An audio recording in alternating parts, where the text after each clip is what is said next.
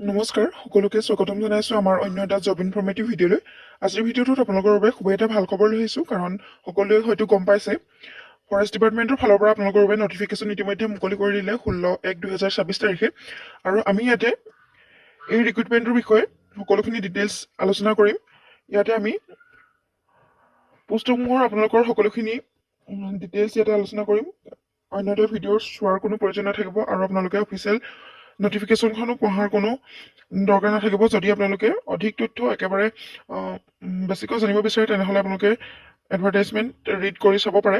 আমি এই ভিডিঅ'টোতে সকলোখিনি ডিটেইলছ আলোচনা কৰিছোঁ আৰু খুবেই এটা ভাল খবৰ আপোনালোকৰ বাবে আহি পৰিছে। ফৰেষ্ট ডিপাৰ্টমেণ্টৰ আপোনালোকৰ বাবে এজ লিমিটটো আপোনালোকৰ বাবে বহুখিনি বঢ়াই দিছে আৰু এপ্লিকেশ্যন ফিজো দিব নালাগে এইবাৰ আপোনালোকে ইয়াতে এপ্লাই কৰোঁতে। আৰু ইয়াৰ উপৰি আপোনালোকৰ বাবে ইয়াতে হাইটটো এইবাৰ কমাই দিছে, আপোনালোকৰ বহুখিনি সুবিধা কৰি দিছে। যোনসকলে ফৰেষ্ট ডিপাৰ্টমেণ্টৰ এই ৰিক্ৰুটমেণ্টৰ বাবে ৰৈ আছিলে তেওঁলোকৰ বাবে খুবেই এটা ভাল সুযোগ আহি পৰিছে আৰু ভাল সুবিধা আহি পৰিছে, ভাল খবৰ আহি পৰিছে।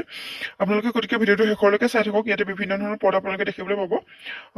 ইয়াতে কোৱা হৈছে আপোনালোকৰ যিখিনি ফৰেষ্টৰ গ্ৰেড 1 তাতে 211টা পদ আপোনালোকে দেখিবলৈ পাব, আৰু যিখিনি ফৰেষ্ট গাৰ্ড তেওঁলোকৰ বাবে 504টা, আৰু গেম ৱাটচাৰ তেওঁলোকৰ বাবে 74টা আছে, আৰু AFPF কনষ্টেবল তেওঁলোকৰ বাবে 405টা আছে পদ, আৰু যিখিনি কনষ্টেবল WO আৰু WT তেওঁলোকৰ বাবে 642টাকৈ পদ আছে, আৰু যিখিনি কনষ্টেবল UB তেওঁলোকৰ বাবে এটা পদ মুকলি আছে, আৰু যিখিনি চাব অফিচাৰ তেওঁলোকৰ বাবে এটা পদ, আৰু যিখিনি ফায়াৰমেন তেওঁলোকৰ বাবে 337টা পদ ইয়াতে দেখিবলৈ পাব, আৰু যিখিনি ইমাৰ্জেঞ্চি ৰেস্কিউৱাৰ ফায়াৰ এণ্ড ইমাৰ্জেঞ্চি ছাৰ্ভিচেছৰ তাতে 41টা পদ আপোনালোকে দেখিবলৈ পাব, আৰু যিখিনি কনষ্টেবল গ্ৰেড 3ৰ বাবে তেওঁলোকৰ বাবে 733টা পদ আপোনালোকে দেখিবলৈ পাব, আৰু যিখিনি বেণ্ডমেন তেওঁলোকৰ বাবে 11টা পদ আছে কনষ্টেবলৰ বাবে, আৰু বেগুলাৰ আণ্ডাৰ DGCD এণ্ড CGHG তেওঁলোকৰ বাবে 2টা পদ ইয়াতে দেখিবলৈ পাব, আৰু আপোনালোকে 14,000ৰ পৰা 17,000 পৰ্যন্ত ইয়াতে চেলাৰী লাভ কৰিব পাৰিব। পদসমূহ গ্ৰেড 3ৰ বাবে আপোনালোকৰ থাকিব ইয়াতে আপোনালোকে 14,000ৰ পৰা 17,000 পৰ্যন্ত চেলাৰী লাভ কৰিব পাৰিব, আৰু বুটমেনৰ বাবে আপোনালোকৰ ইয়াতে 10টা পদ মুকলি আছে। এনেধৰণৰ আপোনালোকে ইয়াতে পদ দেখিবলৈ পাব। সকলোখিনি ডিটেইলছ তলতে আলোচনা কৰা হৈছে। ইয়াতে কোৱা হৈছে there will be no application fee, আপোনালোকে কোনো ধৰণৰ ইয়াতে এপ্লিকেশ্যন ফিজ দিব নালাগে, আৰু আপোনালোকৰ ইয়াতে এপ্লাই প্ৰচেছটো আৰম্ভ হ'ব 22/1/2026 পৰা। জানুৱাৰী 22 তাৰিখৰ পৰা আপোনালোকে ইয়াতে এপ্লাই কৰিব পাৰিব, আৰু ফেব্ৰুৱাৰী 22 তাৰিখলৈকে ইয়াতে এপ্লাই কৰি থাকিব পাৰিব। যিখিনি ফৰেষ্টাৰ গ্ৰেড 1 আছে তেওঁলোকৰ বাবে গ্ৰেড পে থাকিব 6,400, আৰু ইয়াতে কেটেগৰী ৱাইজ ভেকেঞ্চিখিনিৰ ডিটেইলছ দিয়া হৈছে। টোটেল ইয়াতে 211টা পদ যিহেতু আছে, মেলৰ বাবে আছে 148টা আৰু ফিমেলৰ বাবে 63টাকৈ আছে। ইয়াতে কেটেগৰী ৱাইজখিনি সকলোখিনি দিয়া হৈছে। বেছিকৈ আপোনালোকে ইয়াতে দেখিব পাৰিছে কোনটো কেটেগৰীত কিমানটাকৈ পদ আছে। মই কৈছোঁ মেল আৰু ফিমেলৰ টোটেল কিমান আছে সেইখিনিকে কৈ দিছোঁ। গোটেইখিনি ক'বলৈ হ'লে ভিডিঅ'টো দীঘল হ'ব, গতিকে আপোনালোকে সকলোৱে চাই ল'ব ইয়াতে। ইয়াৰ পাছতে আপোনালোকৰ ফৰেষ্ট গাৰ্ডৰ বাবে তেওঁলোকৰ বাবে 5,600কৈ গ্ৰেড পে থাকিব, আৰু টোটেল পদ ইয়াতে 504টা আপোনালোকে দেখিবলৈ পাব, আৰু মেলৰ বাবে আছে 353টা পোষ্ট, আৰু ফিমেলৰ বাবে 151টাকৈ পদ আপোনালোকে ইয়াতে দেখিবলৈ পাব। কেটেগৰী ৱাইজ ভেকেঞ্চিখিনি ইয়াতে দিয়াই হৈছে, আপোনালোকে সকলোখিনি ইয়াতে চাই ল'ব পাৰিব। মই মেল ফিমেলখিনি কৈ দিছোঁ, আৰু ইয়াৰ পাছৰ ভেকেঞ্চিটো হৈছে গেম ৱাটচাৰ তেওঁলোকৰ বাবে গ্ৰেড পে 5,600কৈ থাকিব, আৰু টোটেল ভেকেঞ্চিছ 74টা আছে। মেলৰ বাবে 52টা আৰু ফিমেলৰ বাবে 22টা আছে, টোটেল 74টা পদ আছে ইয়াতে। আৰু AFPF কনষ্টেবল তেওঁলোকৰ বাবে গ্ৰেড পে থাকিব 5,600কৈ, সকলোৰে বাবে গ্ৰেড পেটো একেই দিছে, আৰু ইয়াতে আপোনালোকে 405টা পদ দেখিবলৈ পাব। মেলৰ বাবে 364টা আৰু ফিমেলৰ বাবে 41টা পদ, টোটেল 405টা আপোনালোকে পদ ইয়াতে দেখিবলৈ পাব। ইয়াৰ পাছতে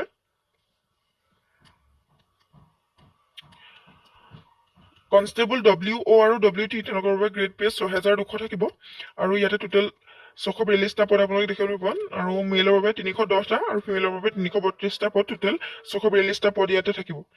আৰু কনষ্টেবল UB তেওঁলোকৰ বাবে গ্ৰেড পে থাকিব 5,600, ইয়াতে মেলৰ বাবে এটা পদ ৰিজাৰ্ভ আছে, STPত আছে, টোটেল ইয়াতে এটা পদেই আছে। ইয়াৰ পাছতে আছে চাব অফিচাৰ তেওঁলোকৰ বাবে গ্ৰেড পে 6,200কৈ থাকিব, আৰু ইয়াতে মেলৰ বাবে এটা পদ ৰিজাৰ্ভ কৰা আছে, টোটেল পদ এটাই ওলাইছে ইয়াতে, আৰু ইয়াতে ফায়াৰমেনৰ বাবে আছে 5,000কৈ গ্ৰেড পে আৰু ইয়াতে টোটেল আপোনালোকে 337টা আৰু এই পদখিনি কেৱল মেইলৰ বাবে আছে আপোনালোকে ইয়াতে ফিমেলে এপ্লাই কৰিব নোৱাৰিব এটা কেটেগৰী ৱাইজ ভেকেঞ্চিখিনি দিয়া আছে 337টা পোষ্টৰ আনৰিজাৰ্ভত আছে 100টা অবিচি 115টা আছে আৰু টি ট্ৰাইবছ এণ্ড আদিবাসী কমিউনিটিছৰ বাবে 13টা আছে এছ টিৰ বাবে 30টা আছে এছ টি পিৰ বাবে আছে 46টা আৰু এছ টি এইচৰ বাবে আছে 33টা টোটেল 337টা পদ আপোনালোকে ইয়াতে মেইলৰ বাবে দেখিবলৈ পাব ইয়াৰ পাছতে হৈছে ইমাৰ্জেঞ্চি ৰেস্কিউৱাৰ তেওঁলোকৰ বাবে 5,000কৈ গ্ৰেড পে থাকিব আৰু ইয়াতে 41টা মেইলৰ বাবে পদ আছে ইয়াতো মেইলৰ বাবেহে আছে পদ অবিচিত আছে 12টা এছ চিত আছে 7টা এছ টি পিত আছে 8টা আৰু এছ টি এইচৰ আছে 14টা টোটেল 41টা পদ ইয়াতে আছে আৰু ইয়াৰ পাছতে কনষ্টেবল গ্ৰেড 3 বাবে তেওঁলোকৰ বাবে গ্ৰেড পে থাকিব 5,600কৈ আৰু টোটেল ভেকেঞ্চি আছে 733টা ইয়াতে মেইলৰ বাবে থাকিব 502টা আৰু ফিমেলৰ বাবে 216টা টোটেল 718টা আপোনালোকে ইয়াতে ভেকেঞ্চিজ দেখিবলৈ পাব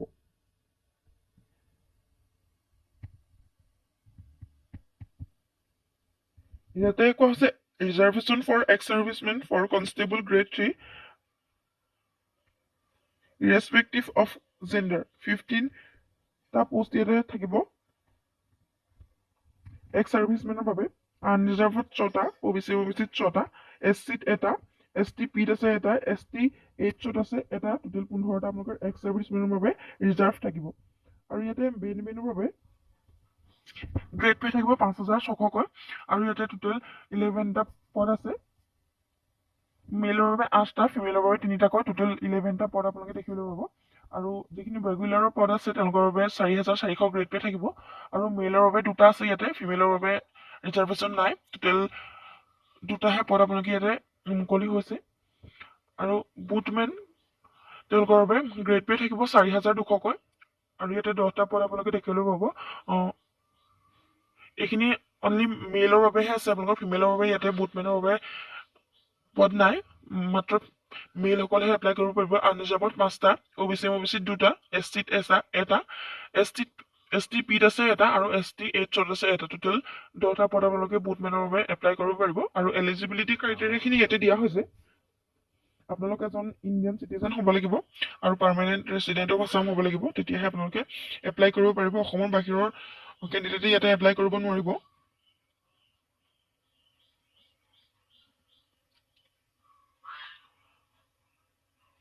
আৰু ইয়াতে আপোনালোকৰ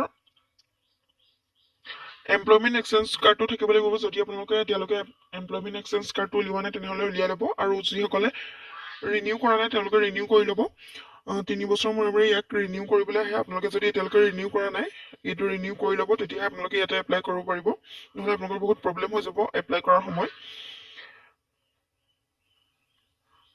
আৰু ইয়াতে আপোনালোকৰ এজ ৰিলেক্সেশ্যন এইবাৰ যিখিনি ষ্টাফ অফিচাৰৰ বাবে আছে তেওঁলোকৰ বাবে 20 বছৰৰ পৰা 24 বছৰলৈকে এপ্লাই কৰিব পাৰিব আৰু যিখিনি কনষ্টেবল গ্ৰেড 3 আছে বেনমেন আৰু বেনমেন কনষ্টেবল আৰু regular forest grade 1 game watcher and forest গাৰ্ডৰ বাবে আপোনালোকৰ তাতে 18 বছৰৰ পৰা 40 বছৰসকলে এপ্লাই কৰিব পাৰিব ইয়াতে 18ৰ পৰা 40 বছৰলৈকে এজ লিমিট দিয়া হৈছে আৰু AFPF কনষ্টেবল WO আৰু WT constable UB firemen and emergency rescuer and বুটমেন তেওঁলোকৰ বাবে এজ লিমিট 18ৰ পৰা 25 দিয়া হৈছে 18 বছৰৰ পৰা 25 বছৰসকলে এপ্লাই কৰিব পাৰিব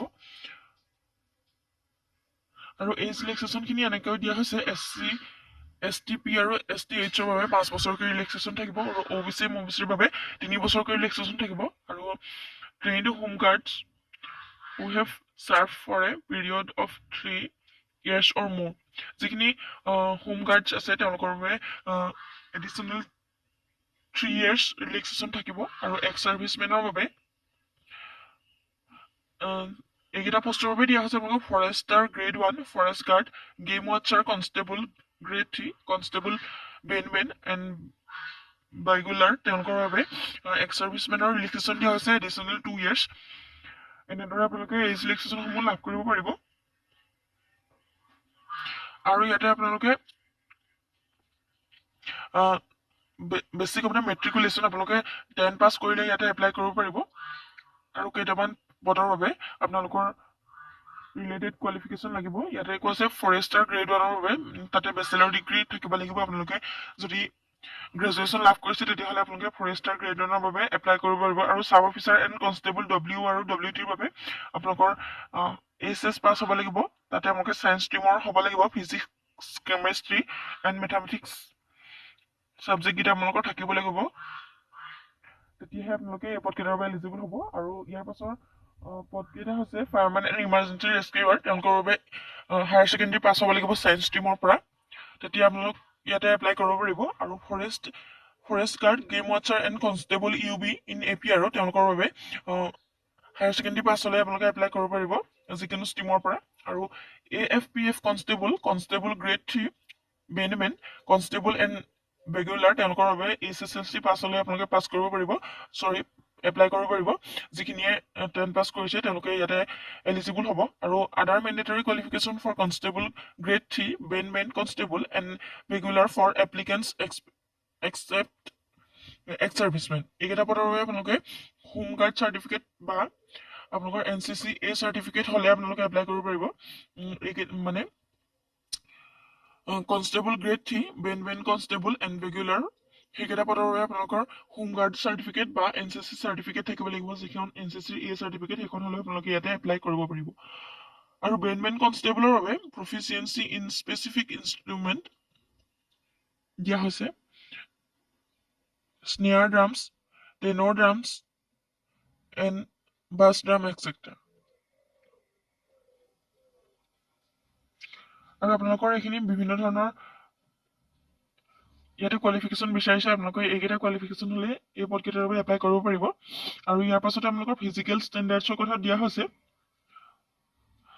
আপোনালোকৰ যিখিনি পোষ্ট আছে ফৰেষ্টাৰ গ্ৰেড 1, ফৰেষ্ট গাৰ্ড আৰু গেম ৱাচাৰ বাবে আপোনালোকৰ ইয়াতে হাইট লাগিব। কেটেগৰাইজ মেলৰ বাবে আপোনালোকৰ 163 চেণ্টিমিটাৰ, জেনেৰেল OBC, MOBC আৰু SCৰ বাবে 163 চেণ্টিমিটাৰ মেলৰ বাবে লাগিব। আৰু ফিমেলৰ বাবে 150 চেণ্টিমিটাৰকৈ হ'লে আপোনালোকে ইয়াতে এলিজিবল হ'ব। আৰু যিখিনি STP আৰু STH আছে তেওঁলোকৰ মেলৰ বাবে 153 চেণ্টিমিটাৰ আৰু ফিমেলৰ বাবে 145 চেণ্টিমিটাৰ দিয়া হৈছে। আৰু চেষ্টৰ কথা দিয়া হৈছে category wise general OBC, MOBC আৰু SCৰ বাবে যিখিনি STP আৰু STH তেওঁলোকৰ বাবে নৰ্মেল 79 চেণ্টিমিটাৰ হ'লে এলিজিবল হ'ব। আৰু এক্সপানশ্যন 5 চেণ্টিমিটাৰ দিয়া হৈছে। এইখিনি কেৱল মেলৰ বাবে আপোনালোকৰ চেষ্টৰ কথা দিয়া হৈছে, ওমেনৰ চেষ্টৰ কথা ইয়াত নাহে। আৰু AFPF কনষ্টেবল W আৰু WT আৰু constable UB, sub officer, firemen, emergency rescuer, constable grade 3, বেণ্ডমেন, constable, regular and বুটমেন তেওঁলোকৰ বাবে হাইটটো দিয়া হৈছে। জেনেৰেল OBC, MOBC আৰু SCৰ বাবে মেলৰ বাবে 162.5 চেণ্টিমিটাৰ দিয়া হৈছে, 162.5 চেণ্টিমিটাৰ হ'ব লাগিব। আৰু ফিমেলৰ বাবে 154 চেণ্টিমিটাৰ। আৰু STP আৰু STHৰ বাবে মেলৰ 160 চেণ্টিমিটাৰ হ'ব লাগিব আৰু ফিমেলৰ 152 চেণ্টিমিটাৰ হ'ব লাগিব। আৰু চেষ্টৰ কথা দিয়া হৈছে general OBC, MOBC, ST, SC তেওঁলোকৰ বাবে নৰ্মেল মিনিমাম 80 চেণ্টিমিটাৰ আৰু এক্সপানশ্যন 5 চেণ্টিমিটাৰ দিয়া হৈছে। আৰু STHৰ বাবে মিনিমাম 78 চেণ্টিমিটাৰ আৰু এক্সপানশ্যনটো 5 চেণ্টিমিটাৰ দিয়া হৈছে। আৰু মেডিকেল ষ্টেণ্ডাৰ্ডছৰ কথা দিয়া হৈছে আপোনালোক মেণ্টেলি আৰু বডিলি হেল্থি হ'ব লাগিব, তেতিয়া আপোনালোক ইয়াতে এলিজিবল হ'ব। এইখিনি হয়তো সকলোৱে গম পাইছে। আৰু হাউ টু এপ্লাই ক্ষেত্ৰত ক'বলৈ গ'লে আপোনালোকে SLBRBৰ ৱেবছাইটত গৈ সকলোৱে এপ্লাই কৰি ল'ব পাৰিব। আপোনালোকৰ বাবে খুব এটা ভাল অপৰচুনিটি আহিছে। আৰু যদি আপোনালোকে এমপ্লয়মেণ্ট এক্সচেঞ্জৰ কাৰ্ডটো এতিয়ালৈকে উলিওৱা নাই তেনেহ'লে উলিয়াই ল'ব পাৰিব। আৰু যদি ৰিনিউ কৰা নাই তেনেহ'লে সোনকালে ৰিনিউ কৰি ল'ব এপ্লাই কৰাৰ আগতে, তেতিয়াহে আপোনালোকে সোনকালে এপ্লাই কৰিব পাৰিব। 22 তাৰিখৰ পৰা যিহেতু এপ্লাই আৰম্ভ হৈ যাব, সকলোৱে এপ্লাই কৰি ল'ব পাৰিব। ইমানখিনি আছিলে ডিটেইলছ। যদি অধিক তথ্য জানিব বিচাৰে ডেছক্ৰিপশ্যন বক্সত মই এডভাৰটাইজমেণ্টৰ যিটো PDF আছে তাৰ লিংকটো দি দিম, তাতে গৈ আপোনালোকে সকলোখিনি নিজে পঢ়ি চাব পাৰিব। আজিলৈ ভিডিঅ'টো ইমানেই আছিলে। যদি ভিডিঅ'টো ভাল লাগে তেতিয়া লাইক কৰিবলৈ নাপাহৰিব। আৰু আমাৰ চেনেলটোলৈ প্ৰথমবাৰৰ বাবে অহাসকলে চেনেলটো ছাবস্ক্ৰাইব কৰি কাষতে থকা বেল আইকনটো প্ৰেছ কৰি ৰাখিব এনেধৰণৰ জব ইনফৰ্মেটিভ ভিডিঅ'সমূহৰ নটিফিকেশ্যন প্ৰতিদিনে লাভ কৰিবলৈ। ভিডিঅ'টো শেষলৈকে চাই থকাৰ বাবে বহুত বহুত ধন্যবাদ।